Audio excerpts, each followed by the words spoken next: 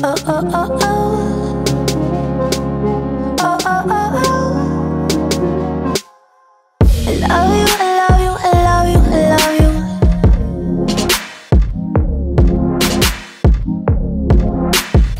Howdy. Okay, so we are doing something a little bit unique today, which is, thank you so much, Katie.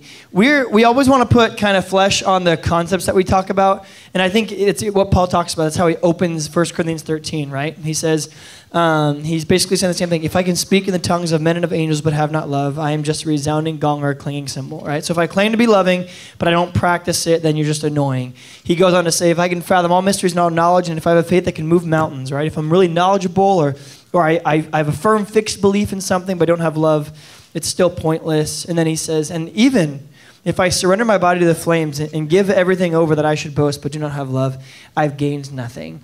So Paul begins by saying there's a lot of theory out there, and it's really not helpful to have a theory of love or a theology of love or a doctrine of love without a practice of love, right? A theology of love without a practice of love is not really a theology of love, okay? So we want to put flesh on it and say, what does this look like in an everyday setting with us? And so something unique we're going to be doing over the next couple of weeks is we're going to be bringing up members of our staff and their wives and talk about these different sections. And one that really hit Paige and I strongly is, as Paul continues, he says, he kind of breaks down, you can break down what Paul says about love into basically four things. It's what love is, what love isn't, what love does, and what love doesn't do. Those are kind of the four things, right? Love is patient. Love is kind. It does not envy. It does not boast. It is not proud. It is not rude. It is not self-seeking.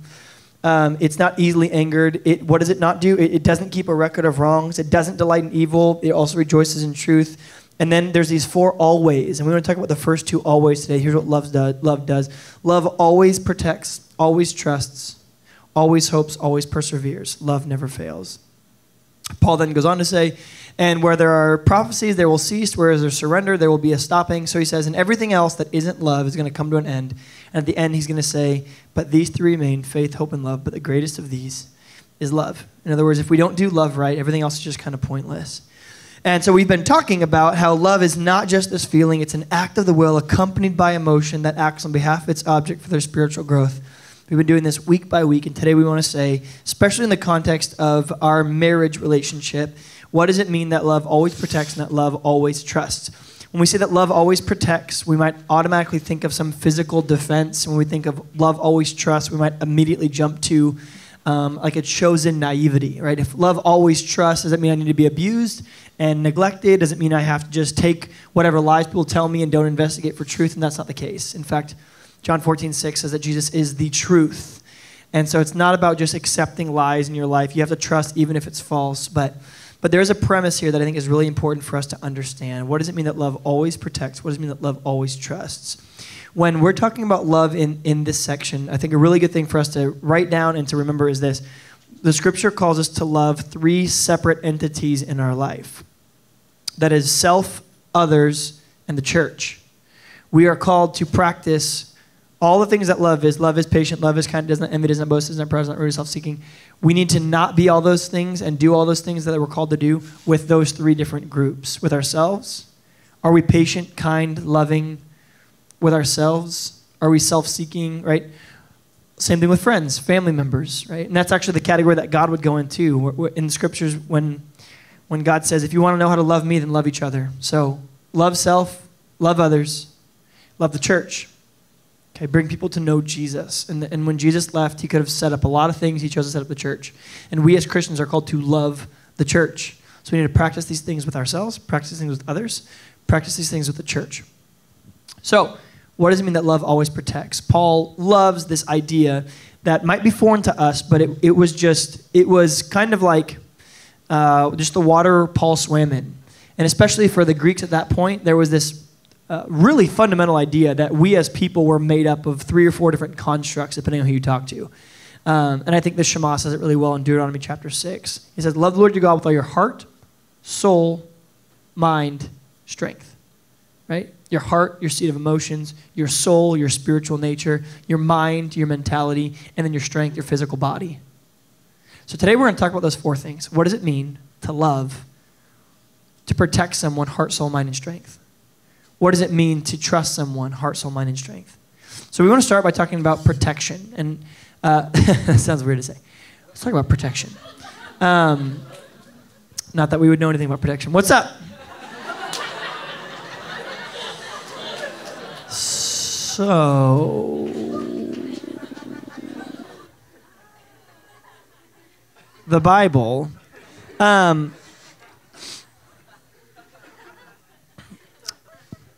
don't know. That just happened. Welcome to church. If you're new to church, you're like, does that happen often? Not in most churches. Here it happens quite a bit. So we are going to, anyways, that's what, okay. We're going to talk about what does it mean that love protects heart, soul, mind, and strength. Okay, mind, soul, body, and spirit. Those four things. So we're going to talk about first what it means. What does it mean to protect someone mentally? And as I talk through these things, Paige is going to give some real life examples of how it's worked for us in our marriage. And then do your best to assimilate the information from marriage to your friends groups, from your friends groups to your dating relationships, to your relationship with your parents. Because really, some of these will look a little bit different depending on what stage you are in life. But the blanket statement exists for everything and to those entities, self, others, church. So we'll talk about what does it mean to protect someone mentally.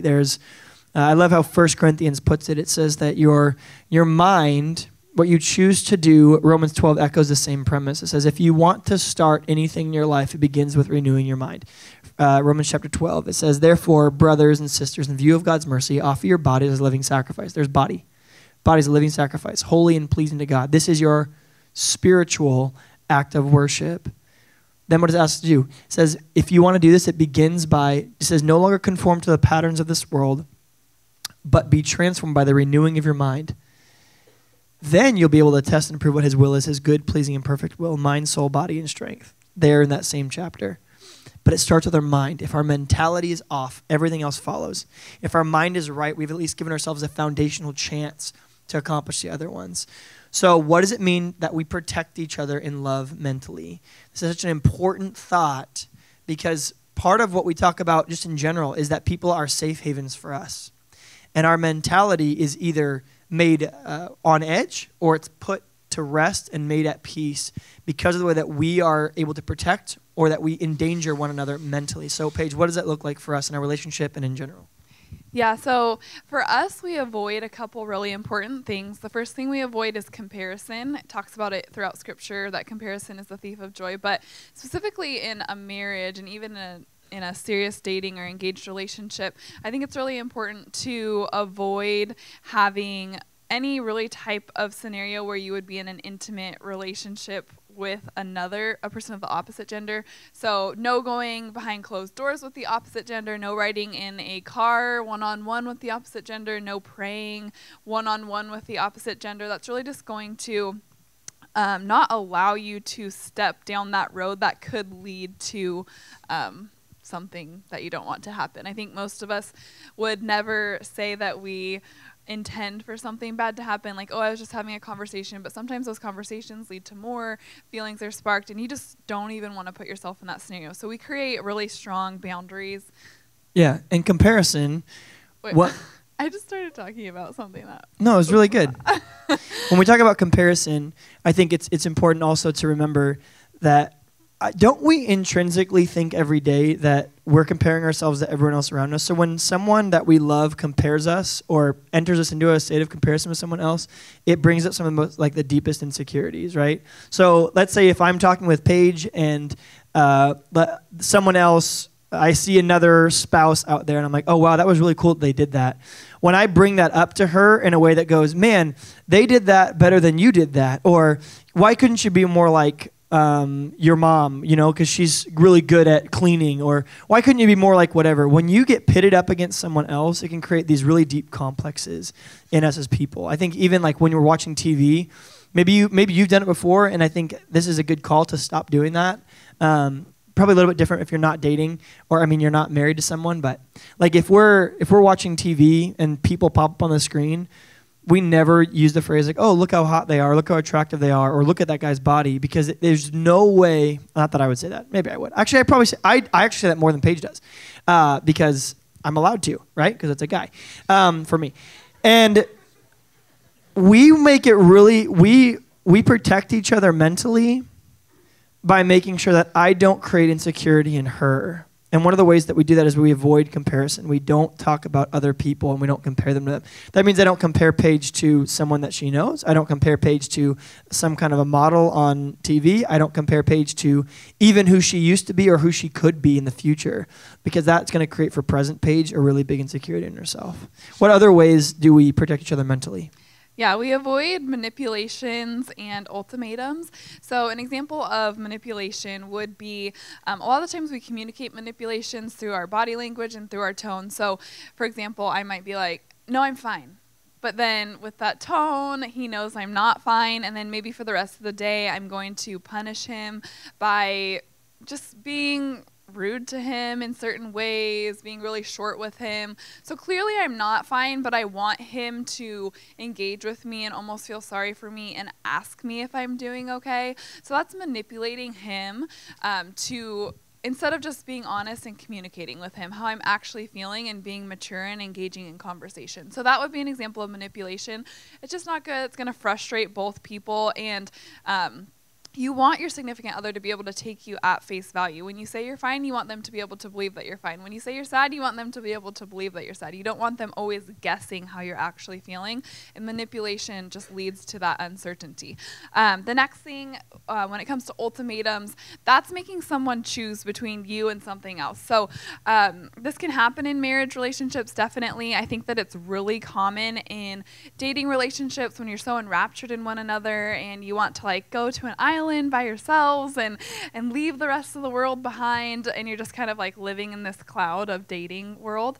But what can happen is you think then that you are almost like married, that they should be your number one priority, that you should be their number one priority. And so when they want to go hang out with their family, when maybe you thought that that night they were going to hang out with you, you give them an ultimatum. You say, okay, well, if you need to go hang out with them, that's fine, but I'm not going to be here when you get back. And that's an extreme thing to say probably, but you might say, but I'm not going to X, Y, Z, whatever ultimatum you're going to give them. You just don't want to put someone in a scenario where they have to choose you over something else, especially when that something else should be chosen over you. Because ultimately, the way that you can love your friends, love your significant others the best before you're married is to push them towards the right priority list. Even when you are married, that's what you should be doing. But when you're dating, the priority list should be God, their family, their work and school, and then you. You fall last on their priority list. So if something comes into conflict with you and whatever that other thing is, you should be pushing them towards that, because that's the way that they're going to best grow in that season. And then when you do get married, you're going to become that family category for them, and you will have trained them to properly choose their family over these other things. And so that's really important, and why you kind of might have to sacrifice now with these ultimatums and not do it, so that eventually you get what you really want. And I think a really powerful phrase that my mentor used with me when I was in college is, we were leaving, it was like a morning chapel, and I said hi to him, and he was late to something, and he said, hey, I'm late, I got to get going. But I wanted to sit down and talk with him, or I wanted to have a conversation. And so he like walked up, and later I was texting him, and I was like, hey man, are you okay? Like that felt really weird that you did that. And I remember he didn't respond to my text at all. And then he sat down with me, and I was like, well, you did this, and you didn't respond to my text. And I remember him just looking me in the eyes, and he told me something that was so important to me that I've never forgotten, and I've used it with people, even myself, is he said, Chris, I don't have subtext when I talk to you, so don't look for it. Isn't that so important for us? I think we can free our relationships up a lot by if you're able to say it to the other person, your friendships, relationships, future marriages, whatever it might be, even with your parents. Just tell them, I'm not using subtext here. And if you can be a person who doesn't subtext, you know what subtext is, right? Can I go? Is it cool if I go hang out with my friends tonight? Sure. What did I actually say? Right? It's you almost need like Google Translate. Like, yes, you can, but I will ignore you for the rest of the day. Absolutely, you cannot. How dare you even ask to do that? So subtext is saying when my words and my intentions don't match underneath them. And so Ebel just told me, Dr. Ebel said, you don't need to search for my intention. We become very, very safe people when we're able to say, I don't have subtext. That means you're also going to disappoint people more. That's okay. Okay, disappoint the right people. Sometimes you just have to say, hey, Chris, I'd love to talk right now, but I really have a lot of other important stuff that I'm doing, so I need to attend to that first so I can mentally be in the right state. That means that I, as someone who hears no subtext, this is what we instinctively do. We ask someone, I just want you to be totally honest with me, and then we punish them for being honest with us. You ever notice that? Just tell me exactly how you're feeling. Okay, I don't really want to hang out today. I just want to hang out with my friends. Oh, okay then. You've taught them to give subtext because when they tell you what's true, you freak out. Now, you can't be a jerk that just says really rude, honest things, but judiciously to figure out the line between that. We free them up. It's what Jesus says in the New Testament. He says, simply let your yes be yes and your no be no. And then the next phrase says, anything else is from Satan. Isn't that a crazy important thing that Jesus said? Say yes, say no. Say what you mean what you say. When you skew that up, it's satanic. Like it frustrates everyone. It's evil. It leads to bad things. And then, if you've ever been in a relationship like that where someone constantly is manipulating you with their language and their tone, that sucks. Or gives you ultimatums, you feel like you're in prison and that there's no chance of you winning. So don't be that for people and don't be that to people and don't let people do that to you. It's really important. The next part we want to talk about is how do we protect each other spiritually? The spirit, what makes us us, our personality and our growth, and the part of us that connects with Jesus, the part of us that's unique to each individual person. What does it mean that we protect each other spiritually? If that's the most important part of who we are, is our spirit, is our soul. How do I protect that growth in Paige, and how do I protect that in myself in a marriage relationship? What does that look like for us? Yeah, I mean, I think that it's just moving our conversations towards God things as much as possible and incorporating God and spiritual things in any conversation that we can. So, for example, we were buying a house in this last season. We sometimes would get really stuck in like the numbers and is this better than that? And we just would have to really ground one another and bring one another back to the fact of like, okay, God is in control of this. If it's his will, that's fine. If it's not, like that's fine too. And we would just ground ourselves in the truth that God had for us. For you guys, some of you guys are in a season right now of choosing what college you're going to go to. And that might be something that's overwhelming and consuming you in a lot of different ways. You're trying to get good grades that look good on your, I keep wanting to say resume, what's it called? Your transcript. Yeah, haven't done that for a while. Looking good for your transcript and you're like, oh, there's so many choices and you get overwhelmed. You might be sharing this with a friend. As a friend, a way that you can love that friend is, again, to bring that conversation back to God. Validate their feelings. Say, I totally understand why you might be feeling overwhelmed right now. But hey, let's just remember, like, God's purpose for you is greater than what college you go to. His ultimate purpose is for you to love him and love other people. And you can do that at whatever college you might choose. So then ask them maybe the question instead of like, okay, which college do you think you can play better sports at or play intramurals? Like, what college do you think you could better love God and love people at?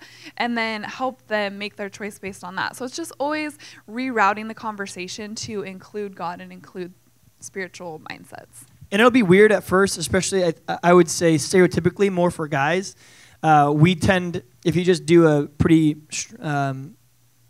open straw poll of the masses, what you'll find is guys connect better through shared experience or shared interest. And so that means we do a lot of our stuff shoulder to shoulder instead of face to face. So it's hard to have a spiritual conversation when you're doing things shoulder to shoulder, right? So we like to play video games where we sit next to each other and look at a common screen. We like to play sports where we're side by side aiming for the common goal or common basket, whatever it might be. And where girls will tend towards being more face-to-face. Well, it's probably easier to bring things into a spiritual conversation face-to-face. It's harder when you're shoulder-to-shoulder. So you have to try to jump into that category. I grew up with a group of guys that we played sports together every day of our life, like every single day. And it was Ben, and it was Joel, and it was Matt, and it was Johnny, and we did everything together. And the first time I ever had another guy or a friend in general ever ask me about God was when I was in college, and my buddy Matthew Thompson moved into my room, became one of my best friends in my life, and he asked me one day, he said, what have you been learning about God lately that you'd be willing to share with me? And I went, what? It was like shocking. I just went, why are you talking about that? We're not at church. But I realized for Tito, that's Matthew's name, for Tito, God was who he was, and in my life, God is what I did on Sundays. It's just part of my schedule. I had a spiritual check mark, and God was part of that thing. And Tito taught me how to incorporate God into my whole life, into my whole being. And I think as friends, we would do well to be able to have those conversations more frequently. It's going to be so uncomfortable at first, but it can be something as easy as that. Like, what have you been learning lately about what's God been teaching you lately? Or what in this last season, what's been your biggest area of growth with you and God or in your spirit? Like, super weird when you start, but I think it's going to pay dividends in the long run, because ultimately what you're going to want to talk about when crap hits the fan in your life is those deeper things. And if the most intense thing you've ever talked about is a trade in fantasy football, there's a really good chance you don't open up. And then we tend to compartmentalize things, and we tend to push them down, and we don't deal with them properly, and then we take them out on everything in our life, on our kids, on our families, on women, on whatever. So just get used to it. It's a really healthy mark of maturity to be able to speak about spiritual things with each other. So make it weird, but then get over it.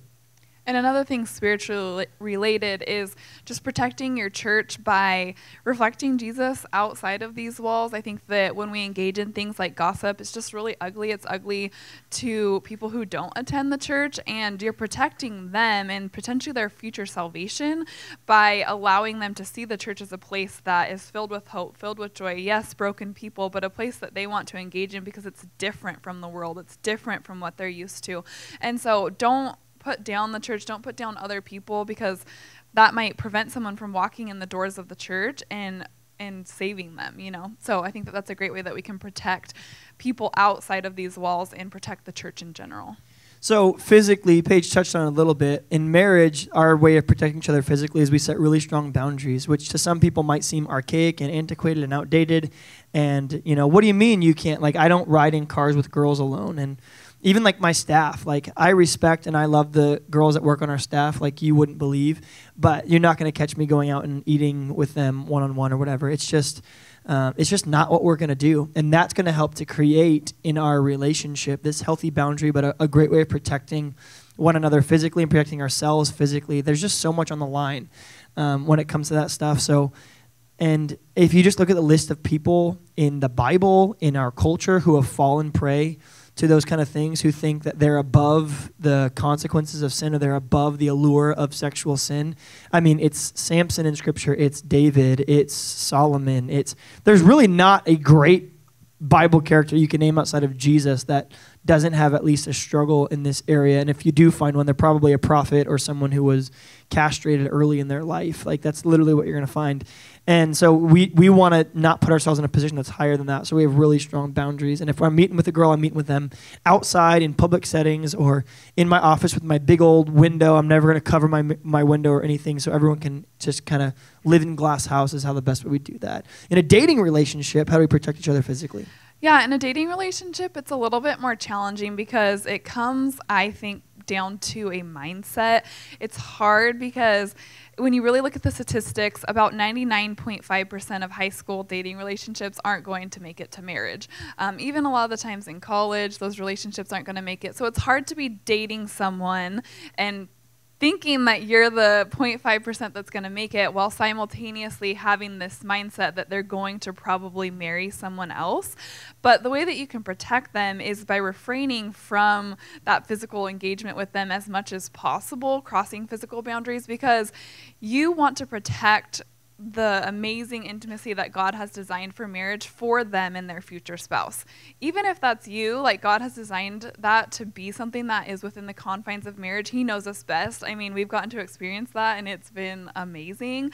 And so I just think that if you can, just try to have that mindset of, I want to protect this person, if not for me, for someone else, and I want to protect them so that they can have the best experience and set themselves up for the best success for marriage so that they can connect on this physical level in the best way. It's a great way that I was challenged later on in life, towards the end of our actual engagement, is I remember Dr. Ebel told me, he said, maybe a way to stop jumping into like the neurotic behavior that you're in is to stop calling them your boyfriend or your girlfriend or she's mine or they're mine. Because when we take ownership of people like that, even when we use that kind of verbiage, then when something disrupts that, we feel like someone's taken my possession or they've hurt my possession or they've gone after my possession. But ultimately, like, you are not you are not in control of them. They don't belong to you.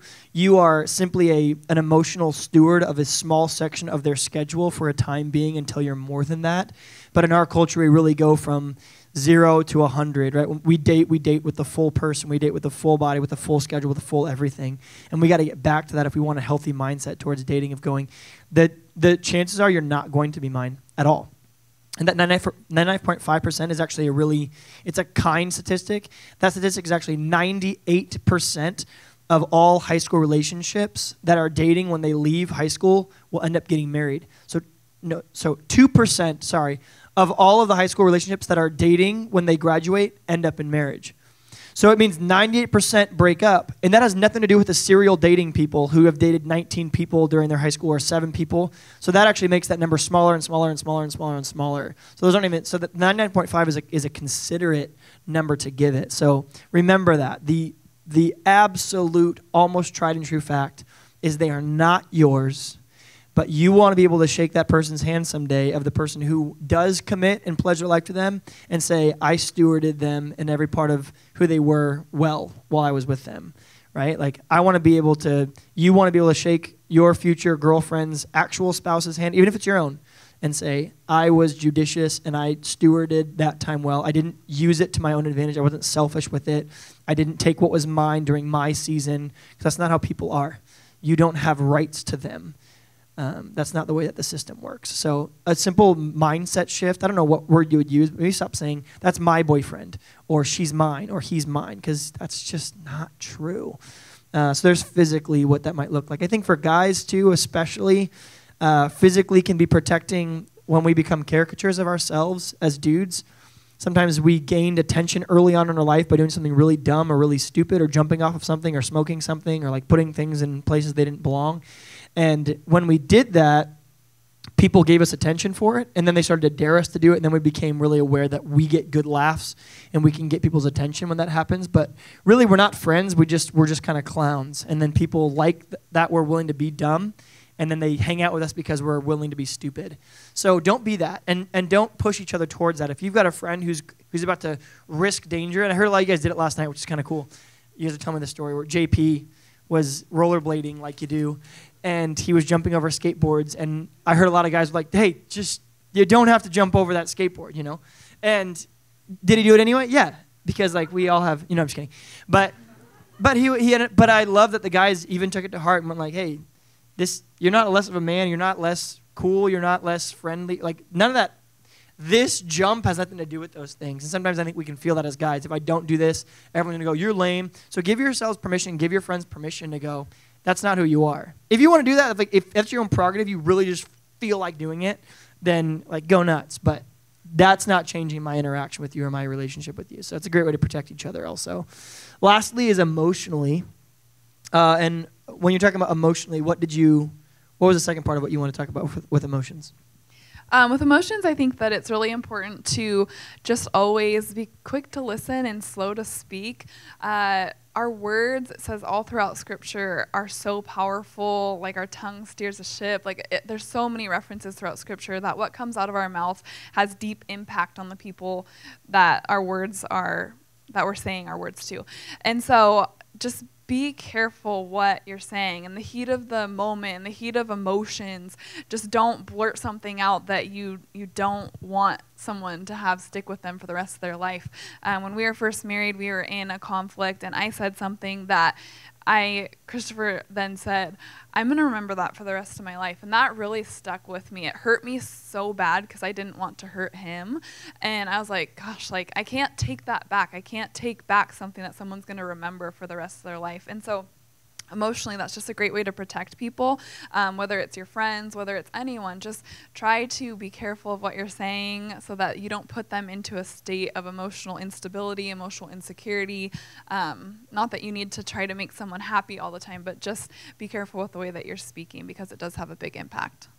The way that you're going to protect someone emotionally is ultimately, if those first three are in tandem, then the emotions, which based on our definition, love is an act of the will accompanied by emotions. If the way that we're acting and the volition part of us is is protecting someone in those first three, spiritually, mentally, and physically, then emotionally is going to follow.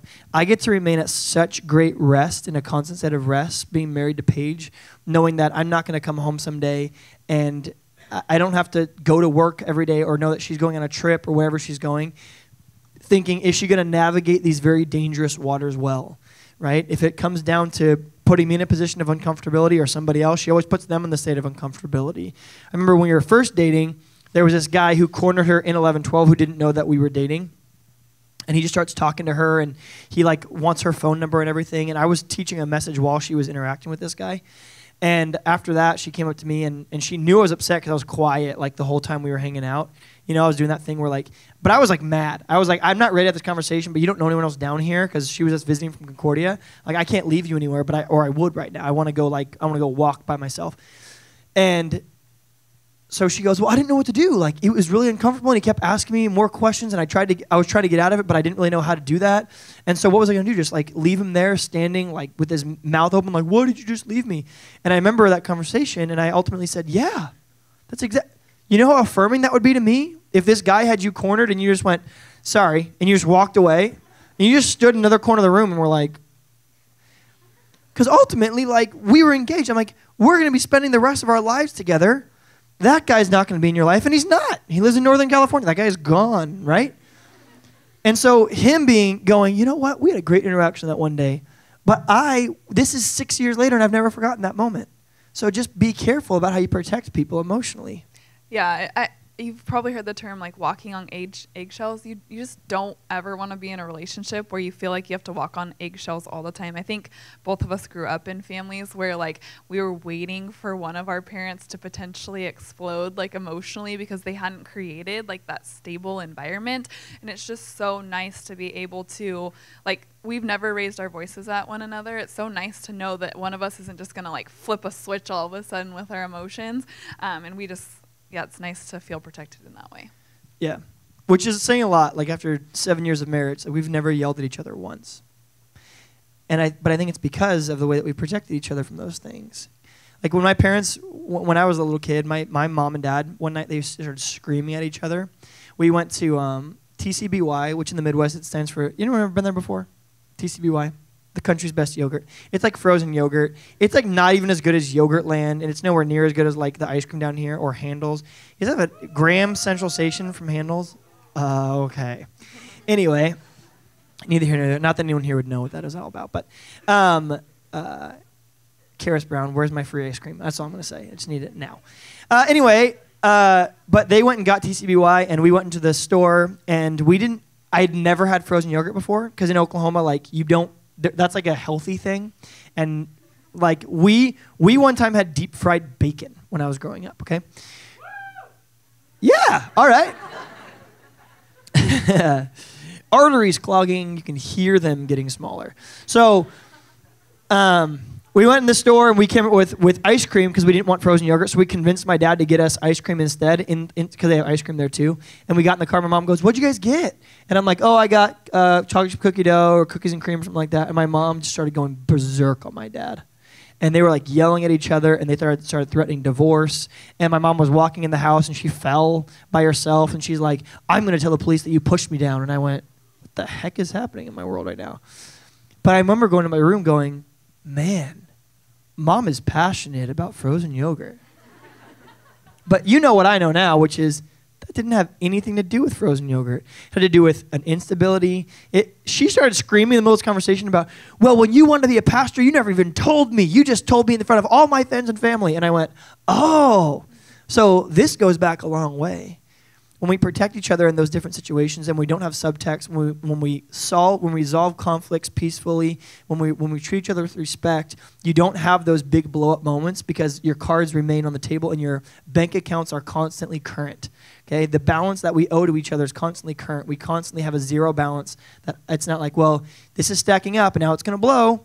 The reason that it's not going to happen is because we are constantly saying, let's get to ground zero again. Let's solve this. And we're able to do that in a safe place. Yeah, and that's probably why it's so important to take this whole chapter within context and realize that God placed each of the love is. Love does not keep a record of wrongs. That ties into this, the emotional stability. So really studying this whole chapter and implementing each thing is going to help with this overall emotional stability. So in conclusion, we want to talk about what does it mean that love always trusts? And if you want to just write down this 2 kind of phrase couplet, number 1 is choose generosity through naivety. Okay, so if you know what naivety is, or to be naive means you're just kind of ignorant about what's going on. You just don't really know. So choose generosity through naivety, and then choose discernment with understanding. Choose discernment with understanding after you do find out what happened. So when we get frustrated in a relationship or in a friendship or even with God or with the church, we start by saying, I expected this and this is what was realized, right? I expected you to pick up your room and you didn't, if I'm talking with my kids, right? Or maybe for a parent, we get parent emails a lot. I got a parent email last week that said, why didn't whomever get chosen for internship or something like that? And this parent just came at me hot, and I was like, what the heck? And then she started listing out all the expectations we had for our interns that were just completely false. That had nothing to do with it. And so I knew they were getting bad information, but you see, when they came at me that aggressively and they didn't choose to go, maybe I'm sitting down with a student who's hurt. Maybe this hurt student isn't telling me the whole picture. And maybe this 30-year-old who's been running ministries for a long time wouldn't come up with a list like this that is clearly outside the bounds of what is biblical. Maybe. See, that's a generous explanation. If my student came home and said, this is exactly what Chris said, I'm going to stop and I'm going to go, maybe. Or maybe you're hurt, you didn't get the internship, you're going to catastrophize things, you're going to hyperbolize things. And now I've got to give a response to that. But now I'm hurt because I'm going, what the heck? You came at me like with guns blazing. But I had to type up, I always do this, I type up an aggressive email of what my flesh wants to say back, right? Like, oh, excuse me, Brenda, let me bring you into the conversation real quick. I would never do that. Your student wouldn't know anything because they only come to church twice a year anyway. So not like they would have any clue of what my actual intentions were for anything. I write all that, and then I put it in my saved folder, and I never send it. And then I go back, right? Love is not easily angered. Then I go back, and I write the one that I actually write, which is, hey, there's a miscommunication here, and I really apologize for that. We can do a better job at communicating in the future. Here's our actual list of those things. I'm not quite sure where exactly we missed or we're off track. I'm sure your student meant well, but then we get back on that, and then it always like disarms them, and they go, I wanted to be mad. Or they come back and they go, I am so sorry. It's like, but you wouldn't have to be sorry if you chose a generous explanation when you were naive. When you didn't know the full truth, choose generosity. Guys, do this with your friends too. Even if your friend is dating a boy, if your best girlfriend is dating a boy, and then you're like, he did this to her, relax. The really good odds are that your friend is remarkably guilty and they're not telling you. There's almost never been a case where I sat two people down and I heard one extreme story and the other person went, yeah, just kind of a jerk. That's what I do. There's always two sides to every story. And when we are experiencing that in a marriage relationship, let's say something is not realized, I can either choose to be generous and say, let me fill the gap. Let me help. I'm going to start by saying, here's probably what happened. I'm going to be very generous with that. Then when I figure out it's actually wrong or if it's right, then I can respond with discernment. So give an example of what this might look like quickly as we wrap up. Yeah, so maybe Christopher has told me that he's going to be home at 5 p.m. I look down, it's 5:15. I've already started to get dinner ready. I'm starting to think in my head like, oh gosh, the dinner's going to get cold. Where is he? There's that gap where I expected he's going to be home to what is actually happening. And I think that during this gap, there's often time that starts passing. You're going to start asking yourself who, what, where, when, why, and you can either answer those questions positively or you can answer them negatively. And what he was saying is you always want to assume the best until proven wrong.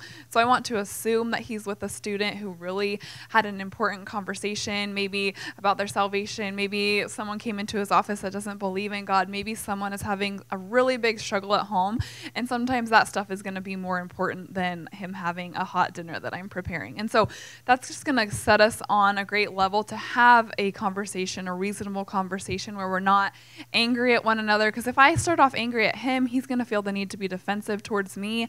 And when you are filling that gap, I think that one of the most important things that we can always do is not let our emotions dictate the answers that we're telling ourselves, not dictate what we're filling that gap with. Let the truth dictate what we're filling that gap with. So the truth that I know in that scenario, even if I don't know what he's exactly doing right then, I know that Christopher loves me. I know that Christopher respects me.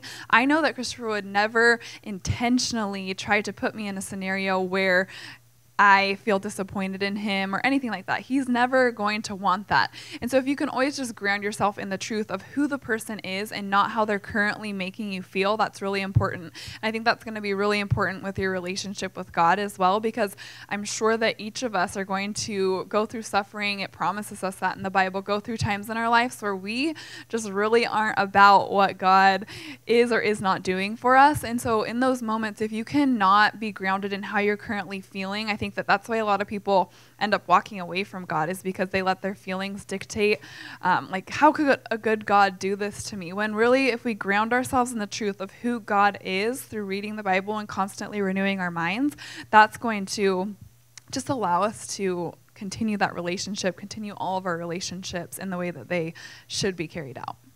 And once you finally realize what the actual gap was, maybe you think to yourself, you got a birthday party and your best friend didn't show up, right? And you're going to tell yourself a generous story. Hey, they either totally forgot. I've totally forgotten stuff before. Maybe they totally forgot. Or maybe that thing with their dad actually happened where they had a really huge run-in and it got really messy. So, oh my gosh, I hope they're okay. And then you finally hear it, and they say, oh no, I was just mad at you so I didn't show up. Now, you chose generosity. You gave them a good story when you were naive. Now you know the truth. Now you're supposed to handle it discernibly with understanding and go, okay, help me with that. If someone ever does intentionally aim to hurt you, remember this phrase, and it's going to be really helpful for you in your life. Hurt people hurt people. Healthy people don't. Do healthy people hurt people? Yes. Do healthy people mean to hurt people? No. Do hurt people? Yes. And do they mean to? Yeah. They want people to match their pain. Healthy people don't. So if you're in a healthy relationship with a healthy person and you have been hurt, the odds are phenomenally high that that was a miscommunication or a misunderstanding or just a complete mistake. That's what a mistake is, right? A mistake is, think about you're doing a scene like in a movie and you get the line wrong. Did you mean to get the line wrong? No. Do you wish you would have gotten it right? Yeah. So what happens when that happens? It's called a mistake. Take two. That first one was a mistake. It wasn't intentional. It was an accident. And when we fill it with generosity, we find out that it was an accident. Then we're not on -10 with each other. We can have a better night and a better relationship and a healthier marriage moving forward. Yeah, and that's why it's always so important to set expectations in the first place so that one another knows, so that he's not just like guessing. Because in the beginning of our relationship, he didn't know that if he was running 15 minutes late, that was a big deal to me, because when I'm making dinner, those like minutes count, you know? So I had to let him know, like, hey, just send me a quick text letting me know what is going on and what's happening. And he's been really great. This is a great way that you can love that person back at always, and I've tried to do this as well, if I'm the person that has not met the expectation, but just immediately apologize. It kind of takes away the other person's defensiveness automatically when he says, oh man, I really messed up. I just completely forgot to text you. I wasn't trying to hurt you, just to affirm in the other person the positive gap that they were trying to fill. And if you know someone's upset with you, don't be counter manipulative by not bringing it up, right? If I walk in the door and I go, hey, what's up? That's counter manipulative. Now I'm saying I'm going to make you bring it up, and I'm going to play like the innocent card. That's not okay either. So in those things, if we can ever expose our relationship and have it be helpful for you, that's kind of what we want to do. Just to remember these things. Just put flesh to these different theories so that we can love each other better, to love self, love others, and love the church, to protect her, to protect one another, to protect yourselves, and ultimately to trust each other, to have a generous explanation for the gaps between expectation and reality.